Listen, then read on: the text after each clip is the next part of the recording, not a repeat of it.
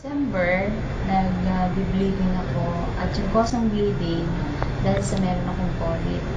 In-advise ako na magpa-raspa, pero kasi since Christmas vacation, hindi natuloy yung raspa dahil walang available na doctor, walang mga ultrasound, kaya na-postpone. Tamang-tama, first week ng January, dumating yung friend ko at in-offer niya yung anion. Ginamit ko siya at nag-stop yung bleeding ko. Ngayon, hanggang ngayon, nandito ako sa Wina Life kasi dahil sa magandang nangyari sa akin at nag-stop yung bleeding ko, nararamdaman ko na okay na ako, naging ako.